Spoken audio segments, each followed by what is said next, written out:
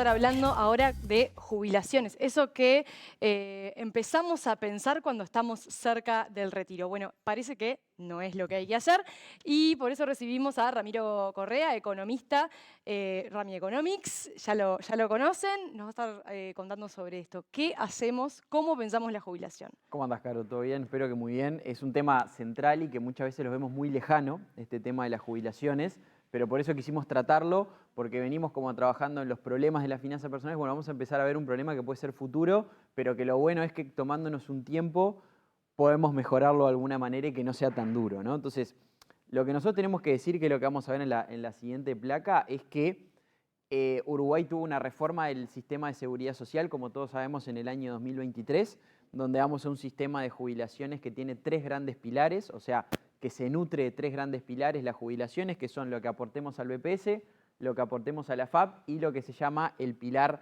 no contributivo o pilar solidario, digamos que es sobre todo para gente que no alcanza mínimos de aportes o está en una situación muy compleja, muy vulnerable, obviamente recibe igual una pensión mínima que tiene que ver con este pilar no contributivo. Pero ¿qué es lo importante con eso? ¿Qué es lo que viene en la siguiente placa? Lo importante es que nosotros tenemos que saber que la edad jubilatoria aumentó de 60 a 65 años para un rango de la población, o sea, la mayoría de nosotros, y hay nuevas reglas para el cálculo, ¿no? Y la pregunta es, ¿qué cálculo? ¿No? Acá Y es donde es, todos empezamos a sufrir. exactamente, y es básicamente cuánto va a ser nuestra jubilación, cómo se estima ese valor de la jubilación. Entonces, en la placa siguiente, si nosotros lo vemos, lo que vamos a ver es que se toman dos grandes fuentes. Por un lado, lo del BPS, lo que aportamos al BPS, que se calcula lo que es el sueldo básico jubilatorio promedio, que se toman los últimos años de trabajo, se estima un promedio de ese ingreso y a eso se le aplica una tasa de reemplazo, es decir, un porcentaje. Bueno, ¿cuánto de lo último que yo ganaba voy efectivamente a cobrar? Y eso puede estar en valores que pueden ser 45%, 50%, O un sea, puede estar máximo. incluso por debajo de la mitad del Exacto, salario, del promedio. exactamente, ¿no? Entonces lo que nosotros tenemos que entender es que lo que vamos a ganar por el BPS, sin lugar a dudas, va a ser menos de lo que estamos ganando como trabajadores.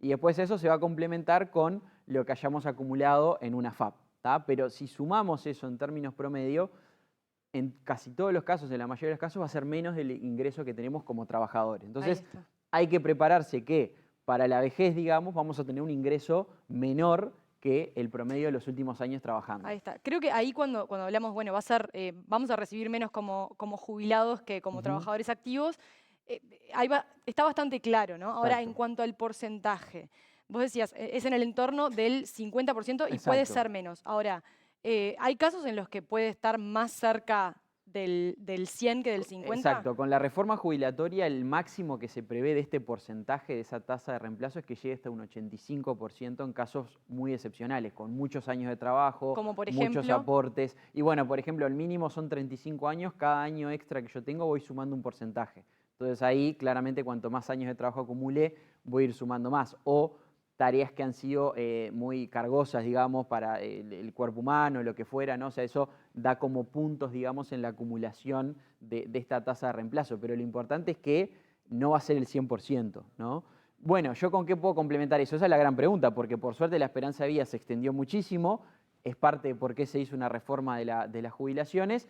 Bueno, ¿cómo hago para medianamente sostener el nivel de vida que tenía, ¿no? O hacer frente a posibles problemas que puedo tener ya cuando somos mayores, ¿no? Entonces, la primera opción era trabajar un poquito más. exacto, podemos seguir trabajando porque ahora la reforma admite jubilarme y seguir trabajando para complementar, o si no, lo que puedo hacer es tratar de invertir. Acá tenemos un ejemplo muy simple, por ejemplo, si nuestro último salario era 60.000 y la persona se jubila y pasa a ganar 30.000, obviamente la tasa de reemplazo fue un 50%, ¿tá? Y estos casos existen, ¿tá? O sea, con la reforma que falta mucho todavía para ver las primeras jubilaciones de ahí, van a estar en el entorno con esta tasa de reemplazo en 50, 50 y algo, o incluso menos en función de lo que yo fui aportando, ¿no? Que esto nos Siempre hay que sumarle lo de la FAP, ¿no? Hay que recordar que le Pero vamos el a porcentaje de sumar. las AFAP, ¿cuánto Exacto, suma? en realidad hoy en día es bajo porque todavía el sistema sigue acumulando fondos, aportes, ¿no?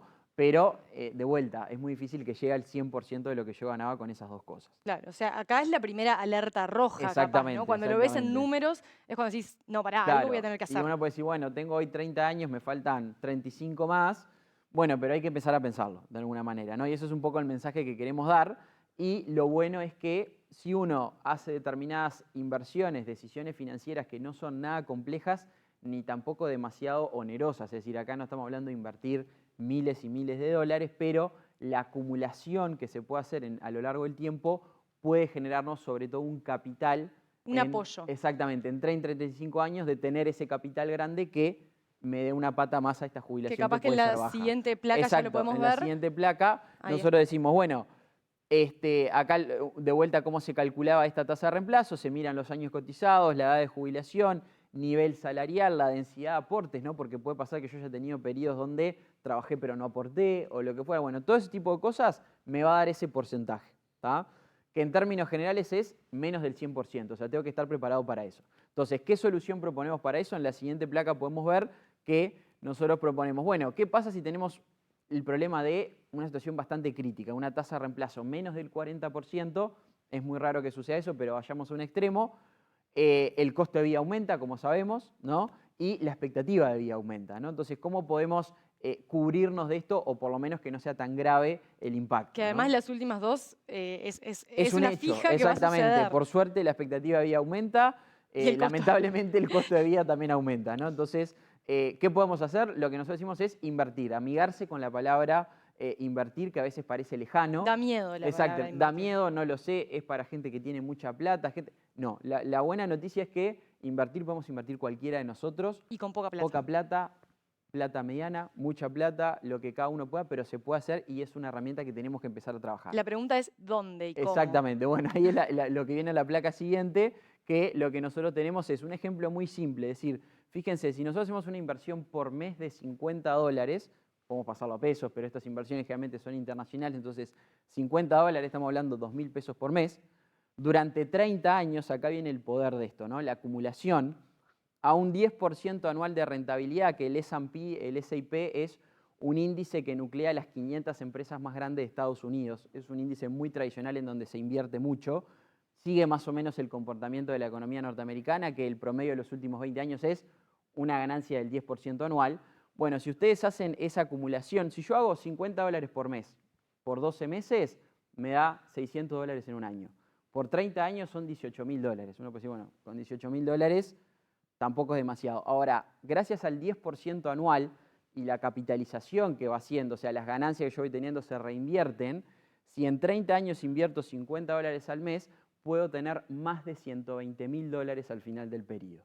Y acá sacamos una conclusión importante, que es que es a 30 años. Es decir, ¿cuándo empiezo? Bueno, cuanto antes empiece, mejor. Cuanto antes, mejor. El mensaje es este, ¿no? O sea, estos instrumentos, lo bueno es que se puede empezar a invertir desde cualquier edad. Puede un padre empezar a invertir para un hijo, puedo tener mi primer trabajo a los 18 años y ya empezar a invertir. ¿Puedo invertir para mi hijo, no para mí? O sea, no exacto, es a título se pueden personal. abrir cuentas de inversión para terceros o lo que fuera, que en muchos países es una costumbre muy extendida, en Uruguay todavía no. Por suerte, las nuevas generaciones, cuando uno habla con ellos, habla mucho de este temas de inversiones y todo lo demás, se ha democratizado de alguna manera y es algo que termina ayudando, ¿no? Bueno, tengo 40, no empecé todavía, empiezo igual. Capaz que no llego a los 30 años, pero puedo llegar a 20 años y es un colchón igual que se va a ir generando. Sobre eso me surgen dos preguntas. La primera, vos decís, bueno, tengo 40 años, empiezo igual. Sin embargo, cuando uno empieza a averiguar, no siempre te recomiendan, o sea, no te vale la pena, digamos, si empezás muy tarde. Exacto. Bueno, acá el tema es que esto no hay que pensarlo como un aporte a una FAP o un BPS, sino como una inversión propia, ¿no?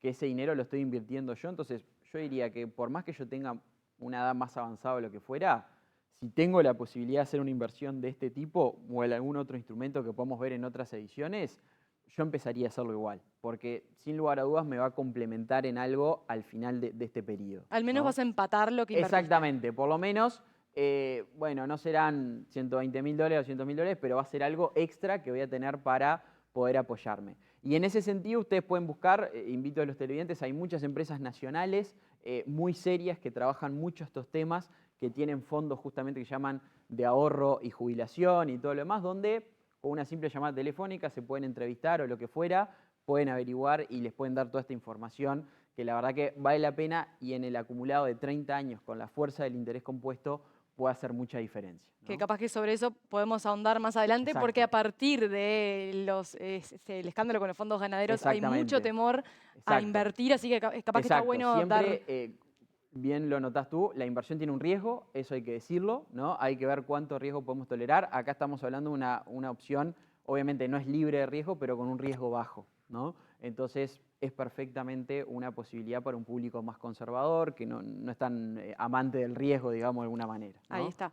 Bueno, Ramiro Correa, economista, Por favor. ustedes lo pueden seguir en Rami Economics, en la cuenta de Instagram. Nosotros nos vamos, nos reencontramos mañana. Recuerden que tenemos muchísimos contenidos para ustedes. Vamos a estar hablando sobre el informe de Ceres, sobre el narcotráfico en el sector marítimo, y vamos a tener también informe de Ana María Misraji. Nos vemos mañana.